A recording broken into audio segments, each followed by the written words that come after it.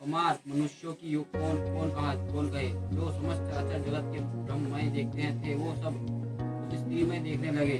फिर सारे संसार को पुरुष में देखने लगे और पुरुष उस स्त्री में देखने लगे। तो दो घड़ी तक सारे ब्रह्मांड के अंदर देव का रचा हुआ वो केतु तामसा रहा। हरि ना कहूँ धीर सबके मन सीज हरे। जो रखे रघुवीर ते बोरे तेहि काल महु। इसने भी हृदय में धैर्य नहीं धारण किया। कामदेव ने सबके मन भर लिया और श्री रघुनाथ जी ने जिनकी रक्षा की केवल वो इसमें बचे रहे। भय घड़ी अस्त केतुक भयो जो लगी काम शंभु कही गयो। सिद्धि विलोकी संशय क्यों मारू भयो जथा तिनि सबु संसारू। दो घड़ी तक ऐसे तमाशा हुआ जब तक कामदेव शिव जी के पास पहुंच गए। शिव जी के देखकर कामदेव डर गए। तब सारा संसार फिर जैसा कि तैसा स्थिर हो गया। भय तुरंत सब जीव सुधारे जिमी मद उतरी गए मतवारे। रुद्र ही देखी मदन भय माना दूरधरस दुर्गम भगवाना। तुरंत ही सब जीव ऐसे ही सुखी हो गए जैसे मतवाले लोग मत उतर जाने पर सुखी होते हैं। दूरधर्ष जिनके परिचित करने अत्यंत ही कठिन है और दुर्गम जिन पर पार पाना कठिन है। भगवान संपूर्ण ऐश्वर्य धर्म यश श्री ज्ञान और वैराग्य 6 ऐश्वर्यों से गुणों से युक्त रुद्र महाभंडार शिव जी के देखकर कामदेव भी भयभीत हो गए। कृत लज्जा कछु करी नहीं जाई। मरनु ठानी मन रचेसी उपाई। प्रगेटसी तुरंत रुचारी ऋतु राजा कुसुमित नव तरु रजी विराजा। लौट जाने में लज्जा मालूम होती है और करते कुछ बनता नहीं। आखिर मन में मरने का निश्चय करके उसने उपाय रचा। तुरंत ही सुंदर ऋतुराज वसंत को प्रकट किया और फूल हुए नए नए वृक्षों की कतारें शोभित हो गई। वन उपवन वाटिका ताड़का परम सुहाग सब दिशा विभागा। जहाँ तहाँ जनु अंगत अनुरागा। देखी मोहे मन मनीषी त्यागा। वन उपवन बावली तालाब और सब दिशाओं के विभाग परम सुंदर हो गए। जहाँ तहाँ मनों में प्रेम उमड़ रहा। जैसे देखकर मारे मनों में कामदेव जग उठा। जगई मनोभाव मुहे मन बन सुगाता न परे कही। एकल सुमंद मारुत मदन अनल सका सही। विकेश सरनी भौ कुंज मुंजल मधुकारा।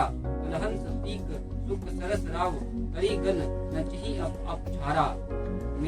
मरे हुए मन में भी कामदेव जगने लगे। मन की सुंदरता कहीं नहीं जा सकती।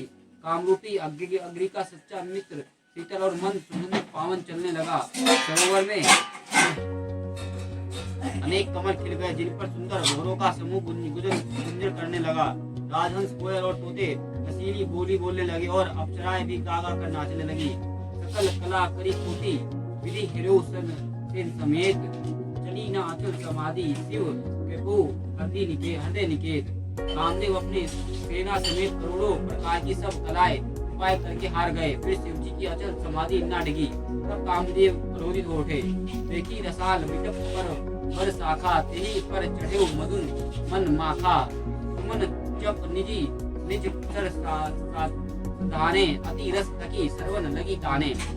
आम के वृक्ष एक सुंदर डाली देखकर मन में क्रोध से भरा हुआ कामदेव उस पर चढ़ गए और उसने पुष्प धनुष पर अपने 5 बाण चढ़ाए और अत्यंत क्रोध से अच्छे की ओर ताककर उनके कान तक तान लिया। खड़े विषमपुर लागे। उठी समाधि शंभु तब जागे। गयु विष मनु शोभु विशेषी। नयन उघारी सकल किसी देखी। कामदेव ने पंच बाण छोड़ा जो शिव जी के हृदय में लगा।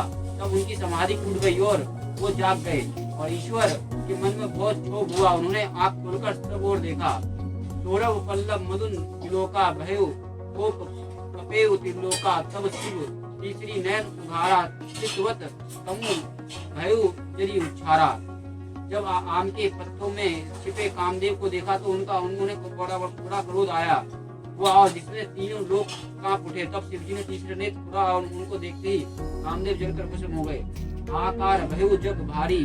डरते सुर भय असुर सुखारी। कुंजी कामसुख सुचि भोगी है अकंटक साधक योगी। जगत में बड़ा हाहाकार मच गया, देवता डर गए और दैत्य सुखी हुए। भोगी लोग काम सुखों की याद करके चिंता करने लगे और साधक योगी निष्कंटक हो गए। योगी अकंटक भय पति घाती, सुनत रति मूर्छित भाई, रोदित बदित बहु भांति करुणा करती शंकर पही गई। अति प्रेम करी विनती विविध विधि जोर कर सन्मुख रही। प्रभु आशुतोष कृपाल शिव अवलंबा नीति बोले सही।